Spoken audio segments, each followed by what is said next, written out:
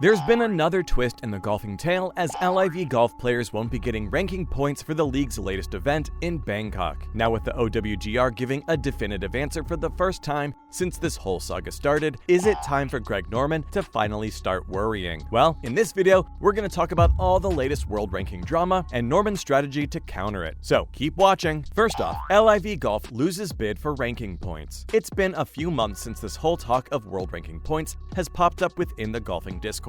After all, this is Greg Norman's ticket to legitimizing his league and elevating it to the next level. But even though the Saudi League has attracted a ton of top talent and media attention, these coveted ranking points continue to elude them. Of course, those who know how the OWGR operates shouldn't be surprised by that, as the organization has set criteria for awarding this recognition. And just so it happens, LIV Golf is unable to check a lot of boxes. Now, the Aussie would say that he's done enough to deserve a special concession, but that's just not how these things work. As a result, the authority has straight up refused to award any points for his event in Bangkok. In fact, even the Jeddah LIV tournament later this month has been ruled out for any recognition. For context, these events were actually meant to be a collaboration between LIV and the Middle East and North Africa Tour, which would have allowed them to earn these points. But according to the rankings board, the two parties were trying to exploit some strange loopholes, and there wasn't enough time for the OWGR to fully examine the changes. So, even if the MENA Tour is officially recognized and can hand points to its players, Norman's involvement meant that everything was put on hold for a review. Up next, the OWGR reviews the MENA Tour. Now, we don't know about you, but the board's statement to not allow any points without a thorough review seemed pretty definitive. Like, it's almost as if they caught LIV and the MENA Tour red-handed, as they tried to scheme their way into the world rankings. Of course, you could say that this saga shouldn't have started in the first place, as the Saudi League has proven that it's big enough to deserve this recognition. On top of that, some of its top players, like Cameron Smith, are probably not too pleased about their falling positions either. After all, they've spent years trying to accumulate these points and get on top of the leaderboard. That said, there's obviously still a chance that the rankings authority does end up changing its mind. For now though, they've opened up a probe to dig deeper into the MENA's matters. Apparently the two tournaments in Bangkok and Jeddah were slated to receive points, but the plans changed when the organization received a communication from the tour detailing quote-unquote significant changes to its membership structure for next season. Our guess is that it also included some sort of collaboration with Norman's Upstart circuit, which explains the newly introduced limited field tournaments. And obviously the OWGR wasn't just going to ignore this fundamental shift and go about its business. So now we're waiting for them to finish up their review of these upcoming changes to see if LIV can somehow sneak its way onto the rankings board. Not to mention, LIV's MENA trick raises suspicion. Let's be clear here, this isn't a black and white situation like some of the other feuds happening in the golfing world right now. There are a lot of nuances to the rankings issue, and we're basically in unprecedented territory right now. Like, no one would have even thought about LIV Golf joining another existing tour to make a roundabout entry onto the world rankings. But here we are. It's real and it's happening. That said, it is fascinating how the rankings authority blocked Norman's attempt at exploiting this loophole, because the reality is these things do tend to work for the most part. So just the fact that the OWGR is willing to go out of its way to stop this operation shows how serious they are about this, and they're not willing to let up on their stance either. In fact, they even specify in their statement that the only reason why they had to go back and do another review was that MENA's tournament bids somehow lined up with LIV's events, and when they dug a bit deeper, they realized that these two things were one and the same. How did they even find that out without speculating though? Like, sure, we all know that they're the same thing, but you usually need some solid documentation to prove these things. Well, as it turns out, the communication from the MENA Tour did include a starting field date file for the Bangkok tournament, which confirmed the Saudi League's involvement. What's more, Mickelson questions the OWGR's credibility. Alright, so even though LIV Golf desperately needs the rankings authority to recognize it, its reps are still not pulling their punches when it comes to criticism. For instance, Norman questioned the OWGR's integrity earlier this year, saying that not recognizing his league sheds a bad light on the organization. Plus, without the Saudi League players earning ranking points, this whole thing becomes a massive farce. Of course, it's not like the body hasn't had its fair share of supporters either. In fact, most of the people currently aligned with the PGA Tour would say that LIV doesn't deserve any rankings and that it should just fulfill the criteria if it wishes to be recognized. The league's OG star player Phil Mickelson, however, seems to think that the sport could lose its integrity if we don't resolve this situation sooner rather than later. Speaking ahead of the league's Bangkok event, he said that awarding points for the MENA-backed LIV events is a great way for the OWGR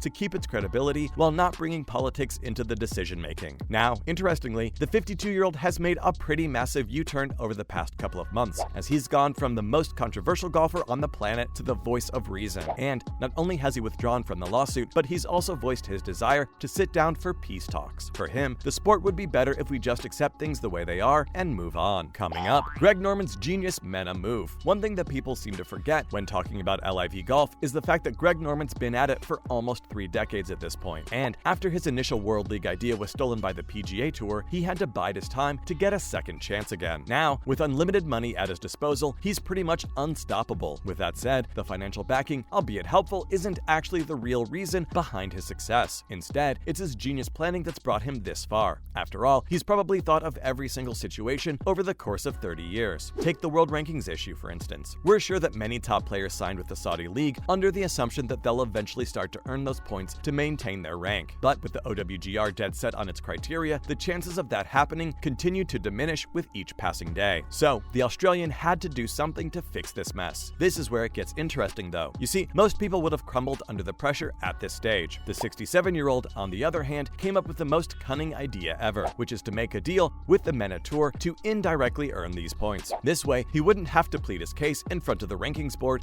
to grant that recognition. And now, he's being praised by everyone for it. Finally, has Norman won the long game? Over the past week or so, there's been a lot of talk about Norman's daring move to collaborate with the Middle Eastern Tour. For the most part though, he's being lauded by the press for his brilliant solution. But even more importantly, people have now finally started to believe in his vision for the future. He's faced a billion hurdles over the past year or so, and even if all the odds seem to stack up against him, he's come out of those situations totally unscathed. Seriously though, from the PGA Tour copying his format to his players being suspended from the President's Cup, he's dealt with all of these situations brilliantly. The Telegraph's Oliver Brown, for example, thinks that it's about time we finally rejected the notion that he's a troll and a Saudi puppet trying to sabotage the tour. And in reality, he has actually outspent and outsmarted the traditionalists of golf, so much so that they should actually be worried about their own existence, because LIV isn't going anywhere. Plus, even though the upstart league's decisions seem to be very haphazard at the start, the method to the madness has also started to reveal itself, and Norman's getting very close to getting the checkmate in this drawn-out game of chess. And that's a wrap for this video. Do you think that LIV golf players deserve world ranking points? Let us know in the comments below. And make sure to give this video a thumbs up and subscribe to our channel for more videos just like this. We'll see you in the next one.